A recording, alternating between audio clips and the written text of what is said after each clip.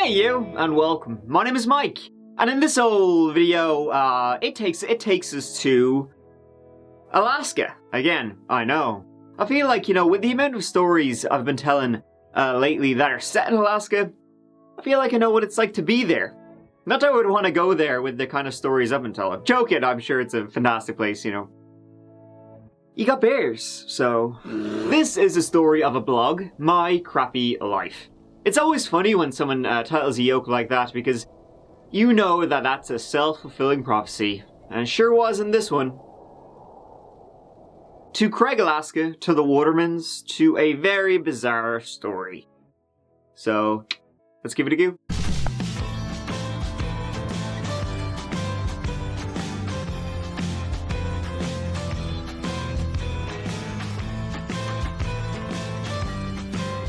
It's hard to get more away than Craig, Alaska. It's on Prince of Wales Island, hugging the northwest coast of North America. It's pretty much a one-road town. Fishing is the name of the game. Roughly 1,000 people live there, a number that's been steadily decreasing over time.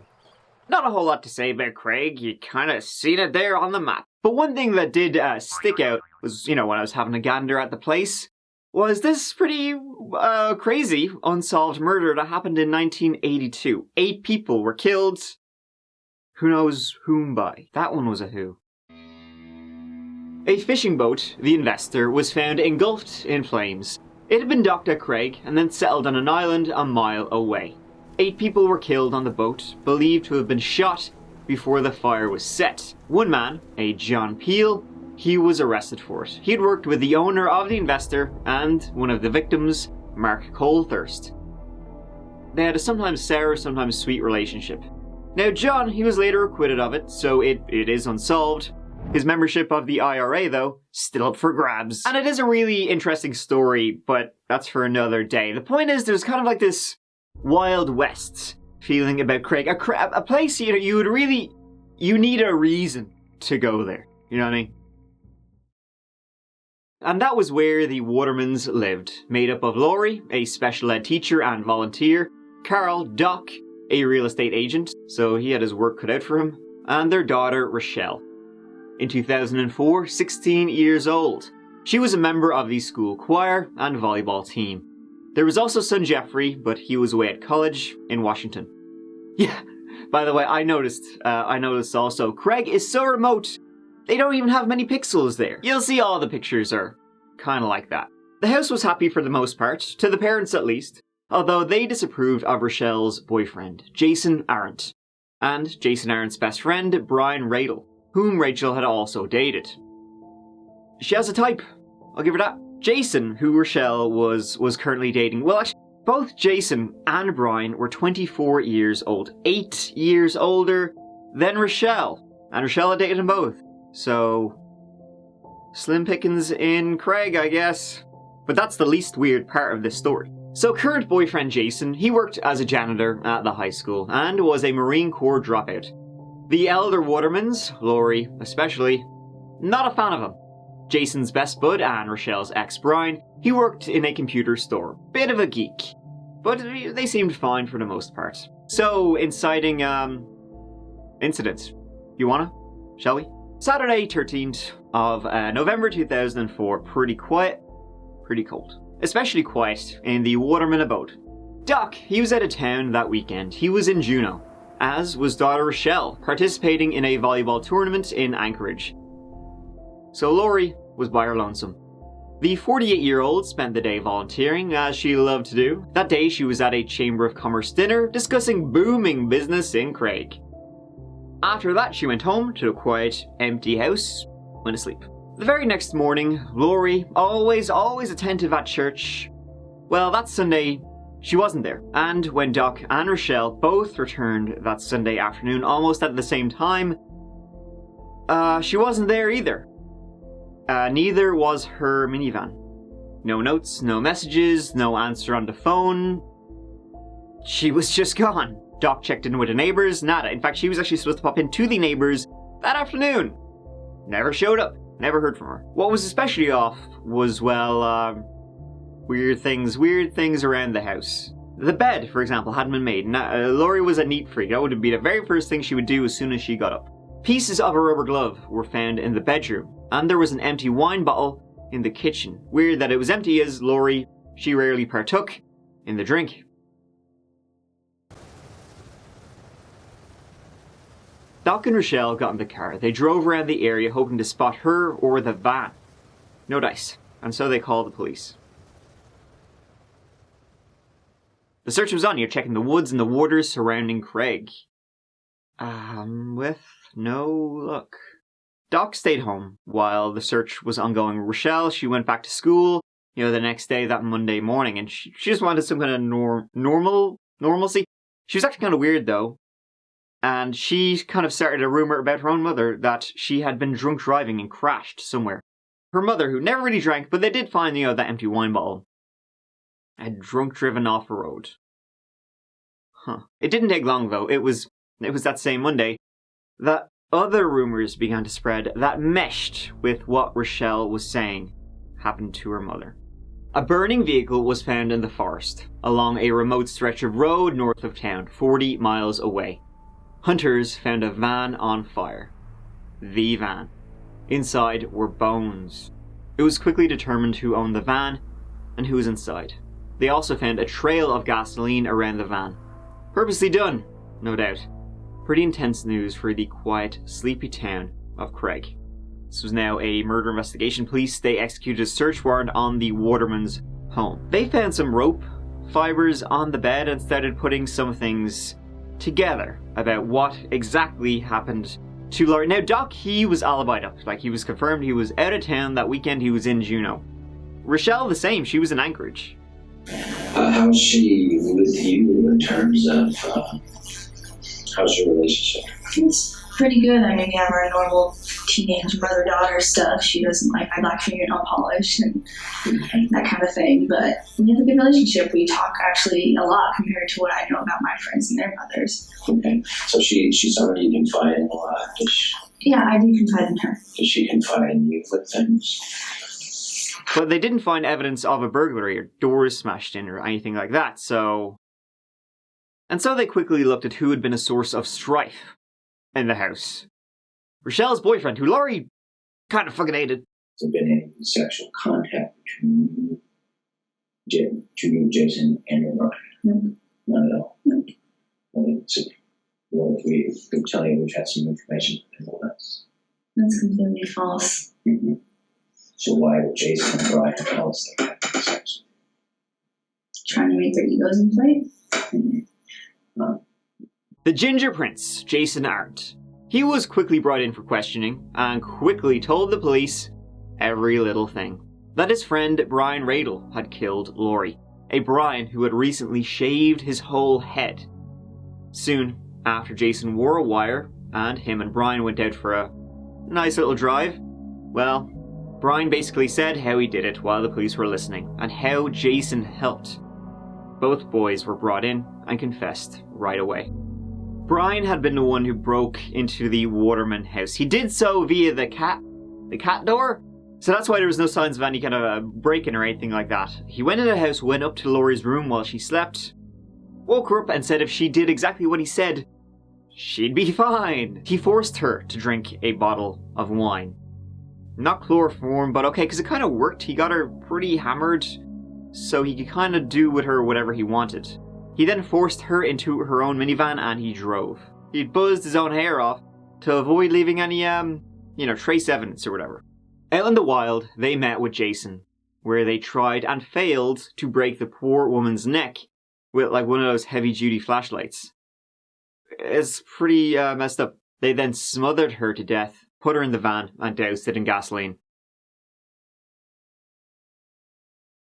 The reason they had done this, they said, was to protect Rachelle. They've told us everything. They've given you up to Rachelle. Oh, they offered me and said no. I said I loved her. Sorry, what? I said I loved her. Things around Rachelle's weren't too sweet. We have developed evidence that indicates that Jason and Brian were responsible for your mother's death. All right? And we believe that somehow, probably very unwittingly, you are a catalyst in this whole incident, okay? There's a possibility that they may have misunderstood something you have said about relationships and disapproval of your mother and things along those lines that have motivated them to do this thing, okay? I highly doubt Jason would do anything like that. I just really don't think so. He's just not, no, he wouldn't. Things are actually weird as shit, and they found the blog, My Crappy Life. Weird. Rachelle in her blog would write, she would describe Craig as hell. But when she was heading to Anchorage, I'm going to Anchorage tomorrow morning, huzzah for going to Hot Topic. The day she came home to a mom-less house, well, back from Anchorage, and it was an okay trip. I got kinda sick, but oh well, yada yada yada. Not much to tell. Well, I got these incredibly awesome boots that go up to my knees. I absolutely love them. We'll post a pic later. Okay. And then the day she learned her mother had been killed, she wrote in her blog, just to let everyone know my mother was murdered. I won't have computer access until the weekend or so because the police took my computer to go through the hard drive. I'm surprised she didn't put at least sad face. Come on. The majority of it was just general teenage shit. A lot of whinging, a lot of moaning, a lot of cringing. But Rachelle had a dark side in that kind of teenage way. Hey, if it wasn't from Hot Topic, she wasn't buying it. Talking she dressed in black clothing, pentagrams. As we've seen here multiple times before, scary shit, am I right? I say that sarcastically, but every time it comes up, there's a murder involved, so. And they learned what Rachelle said Lori was really like. Rachelle said Lori beat her with a baseball bat. She threw her down the stairs. She threatened to stab her to death. She threatened to sell her into slavery. And Rachelle happily told all this to Jason and Brian and showed them the bruises. Once I was on marriage, she hit me with a baseball bat on my legs. And she tried to push me down the stairs. She said she was suffering from physical and emotional abuse at the hands of her mother, and that she wanted Lori dead. No offense, but you did a really good job making it sound like it was my fault. I'm sorry for that. You gotta understand where I'm coming from. And so, a number of weeks before the murder, Brian, deciding to be a white knight, decided to ambush Lori with a shotgun. Jason ended up telling Rachelle what Brian was going to do. And Rachelle asked Jason, tell Brian, don't do it, don't kill my mother. Now Jason didn't tell Brian that, so the ambush was prepared. However, Brian forgot the bolt for the weapon for the rifle, so nothing happened. Rachelle, now, even though she'd asked, don't do it, don't kill my mother, she wasn't exactly too relieved that it didn't happen. In fact, now she seemed more determined than ever to see it through. A few weeks later, she told them both that she'd been beaten again, and this time Jason and Brian decided to give it another go. Jason, bit of a loser, so he was afraid of losing Rachelle. Either to, her dumping him, or to the mother he knew was disapproving of their relationship. So he would do whatever it took to try and keep them together. Yeah, murdering usually works. And Brian was his blood brother who would, help him out. I've said it before, and I'll say it again, there really must be nothing to do in Alaska. You're saying it's possible they misconstrued all this talk? That they're going to rescue you because you're good buddy, or because they want mom out of the way so they can have sex with you? I really highly doubt it was the second one. This time they planned to make it look like an accident. They waited until Doc and Rachelle were out of town, and then they did what they, did. You, a few days before it happened, you called and told them you were going to be gone, and your dad was going to be gone, and a window of opportunity was now presenting itself, and that they were to do the deed, and they did do it. But the plan was to stage a drunken drive-in accident, but that didn't work too well, and they ended up doing what they did. And then Sunday, Jason, you called in and he gave you a report that it happened. Okay. They told all. Now, I just want you to understand something. There's a big difference between being the person who actually commits the crime, the actual killing, and the people participating in the planning of it. Now, I know you participated in the plan. We have more of these. We've got your computer, we've got Brian's computer, they got Jason's computer. And you know, even though he may delete things, the computer still saves it. Whether Rachelle, though, was really complicit in her own mother's death, that was the question. Though it was interesting that before her mother was found, she said she had probably been involved in a drunk driving accident. Exactly what the lads planned to make it look like. You talked to Jason on Sunday after you got back, and he gave you a status report. And you told your friends Monday, before the body had been identified, that your mom probably died in a drunk driving accident. Because what I assumed. That's because that was what the plan was. That's what they told you the plan was going to be. Rachelle denied it all. She said she had no idea what they were going to do. Yes, her mother, was abusive towards her, but she never knew of any plot to kill her. And she wouldn't have wanted it. In the house, the Watermans, when the police executed that search warrant, they found a letter on Rachelle's bedside locker. It was from Laurie to Rachelle. In it, she apologised for the tensions between the two of them and told Rachelle how much she is loved. Probably that's what it was. There was tension in the house for sure, but nothing more. To a teenage mind like Rachelle's, it was a hell of a lot more when she was telling it to Brian and Jason. Anyway. I wish Laurie was alive today, and I don't wish that because I'm in jail. I wish that because she shouldn't be dead. Jason and Brian both pleaded guilty to murder. Both testified against Rachelle. A Rachelle who was charged with, amongst other charges, first and second degree murder and conspiracy to commit murder. Brian got 99 years, Jason got 55 years, and Rachelle's trial began in 2006 in Juneau, Alaska. The prosecution aimed to prove that Rachelle wanted her mother dead and was in complete cahoots with Brian and Jason, manipulating them into doing it. Rachelle and the defense, and her own father who stood by her, denied this, of course. There's only really one difference between Rachelle Waterman and every other teenage girl. Rachelle Waterman had the misfortune to repeat her comments to Jason Arant. That Jason and Brian killed Laurie of their own accord to get, the disapproving mother out of the picture. After all, the defense said, Brian and Jason, these were guys in their 20s, plying Rachelle, a teenage Rachelle, with booze and drugs and smokes and whatever. They were predators. Rachelle was 16 years old. Rachelle turned 16 in August of 2003. In July of 2003, she and Jason had sex.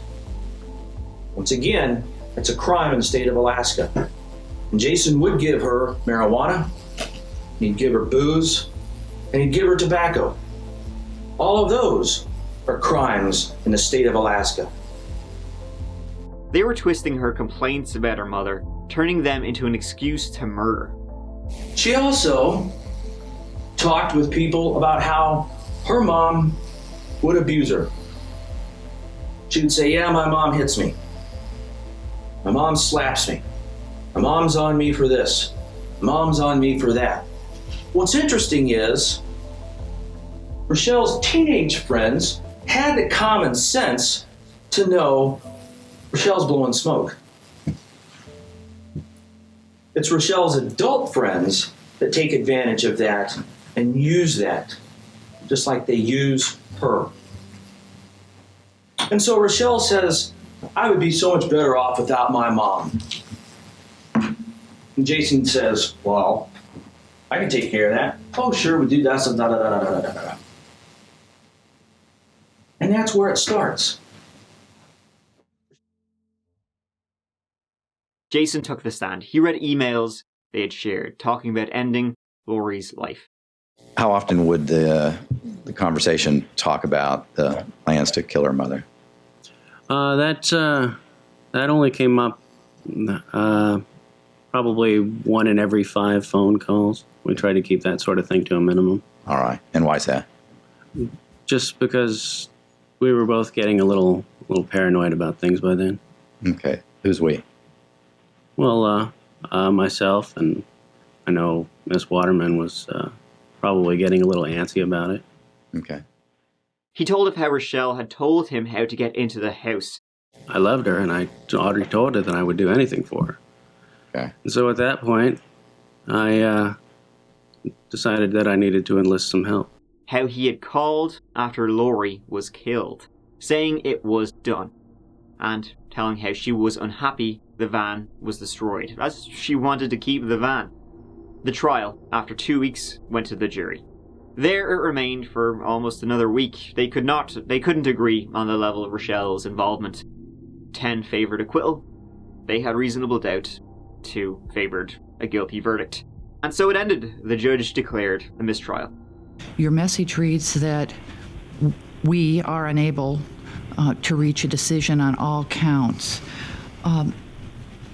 I'm fully aware that you have been deliberating for 7 days, not so much as leaving for lunch. But the law does require that I at least inquire as to whether there might be some chance of forward movement. And in doing that, let me refer to Instruction 43. Do you feel that there's any potential of that further deliberations might be beneficial? And again, I don't want to know what's been going on in the course of your deliberations, but rather whether it does appear hopeless. It's hopeless at this point.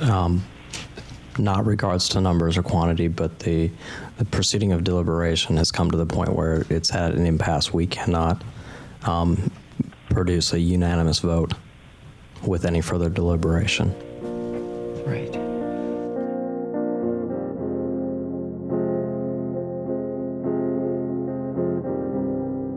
In 2011, the retrial for Rachelle Waterman, it happened then in Anchorage. In the end, this time, the jury found Rachelle not guilty of murder, but guilty of criminally negligent homicide, that she unwittingly caused her own mother's death. And so for that, she got 3 years in prison. She was and is a free woman today. Still collecting, blogging away. And there you have it. The story of the Waterman's plot. Maybe. Legally not. She didn't, of course. You know, just to cross that T. Bit mad, though. She just negligently caused her mother's death. Which is a weird one. Kind of went out of her way to be negligent, to be fair. Brian and Jason, later, after they were both arrested, came to realize that yeah, the gruesome twosome had been duped. That Rachelle wasn't a victim of her mother. That they had murdered an innocent woman. And now, the pair of them, well, will probably spend the rest of their lives behind bars. Sad story, they should have went fishing or whatever. Like I said, I guess there's a limited things to do in Craig. And so ends this chapter. Thank you so much for watching. I really appreciate you taking the time to, watching. Here, go on. I'll see you as always real soon in the next video. Until then, please, guard yourselves. Because I love you. Mike out.